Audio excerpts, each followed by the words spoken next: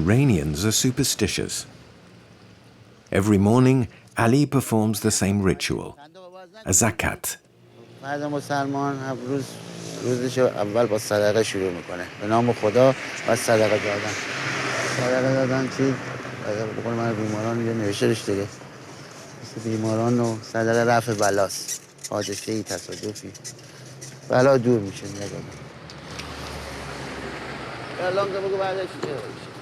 Chauffeur is Ali's assistant. Every morning they meet at 7 o'clock. The two men have known each other for years. 2 years ago, they decided to buy this old bus. With money they had saved for several years, the equivalent of a year's salary, the two men became joint owners of this ageless vehicle. It is their little business. On a similar principle to that governing taxis, Ali and Chauffeur had to buy a license and become affiliated to a transport company.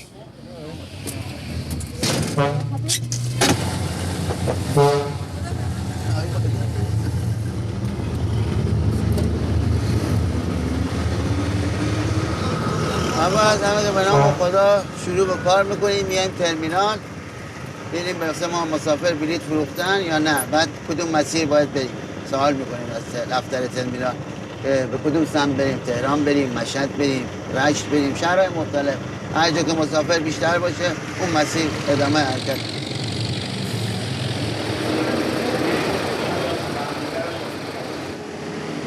It was an audacious move by the two men, competing against well-established companies and their sturdy, reliable, modern buses.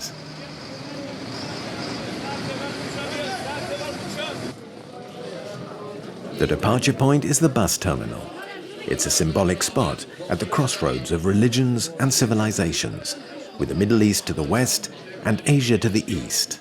Iranians, Turkmen, Afghans and Turks rub shoulders here.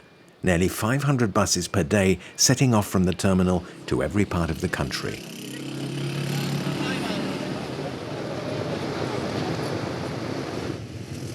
Ali and Chauffeur can't park their bus next to the major companies. The spaces are expensive and beyond their means. The passengers have to walk before they can board. But Ali and Chauffeur's bus has its loyal regulars, one of whom is Hussein. His job brings him to Tehran regularly, and he and his family have seats reserved in what they call the old bus. Salam. Cheaper and more accessible, the bus is closer to being a form of private transport, a sort of shared taxi for its passengers.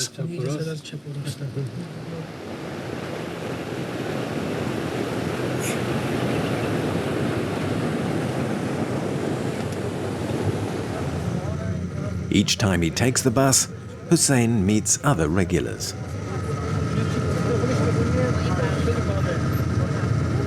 داخل خدمت بودم استاد خدمت سربازی که بودم اینا زنگ زده بودن که خانواده پایگاه تو نیرو هوایی خدمت می‌کردن داخل نیرو هوایی خدمت می‌کردم متا مجوزی که پشت ماشین سنگین یا اتوبوس بشینم نداشتم بعد از من خواستن که یه اتوبوس بفرستم خانواده به حساب نظامی‌ها رو سوار کنه متا راننده‌ای نبود کسی نبود بعد با فرماندهمون مسئول گروهمون باهاش صحبت کردم گفتم من استعدادشو دارم میتونم پشت اتوبوس بشینم بعد گفت اگر میتونی به قول من سرتای اتوبوس رو جمع کنی.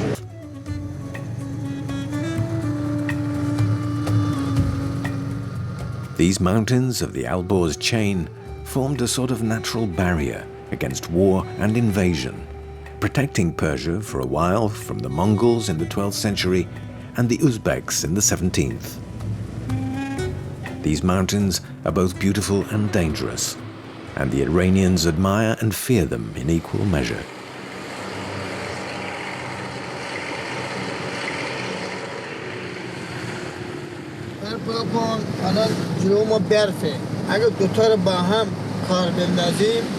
یه موقع برف سنگین میشه سنگین میاد میشکنه اما یه دونه با کار کنه سبک کار میکنه موتورش کوچیکه دوام میاره تا مقصد داره که در پاکن از کار افتاد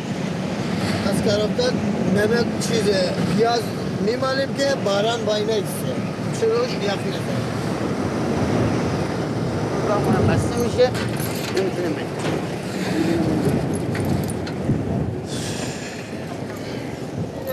بیا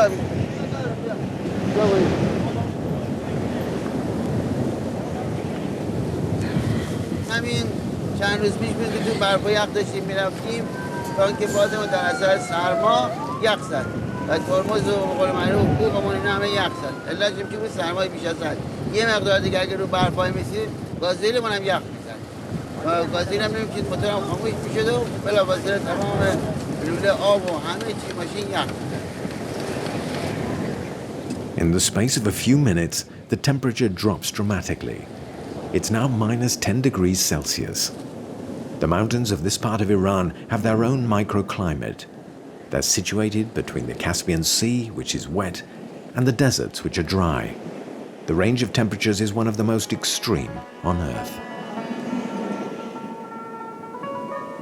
Today, the storm doesn't last long. The bus is only blocked for an hour, but it's 1 hour too long for Ali and Shapur. Marco Polo was impressed by the imposing nature of these mountains.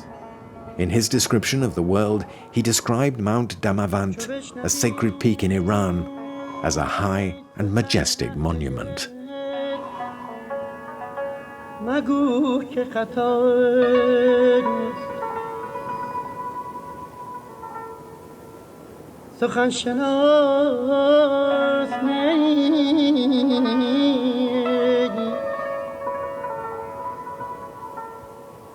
سخن شناس نی دل برا خطا اینجا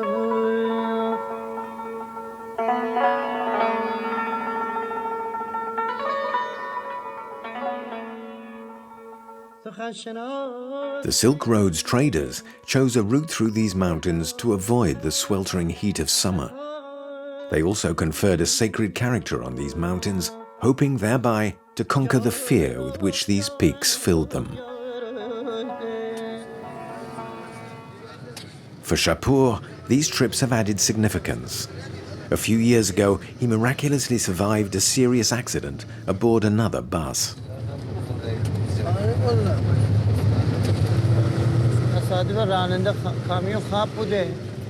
یک سر آمد رو ماشین ما فرار کردیم ای اون می آمد دیگه جای فرار نداشتیم یه بار کو بوده آمد به ما زد دیگه بعد راننده اتوبوس مرد یه چند نفرم 15 نفر مردن بقیه زخمی منم عقب خواب بودم با این ضربه که افتادم که منم شکست اینطوری بوده 5 سال پیش آره من به این بدبختی داره نون در میارم. Despite its age, and having driven nearly 1 million kilometers, Ali and Shapur's bus has never had an accident. The passengers trust Ali because they know he's a careful driver who keeps his bus well maintained and serviced.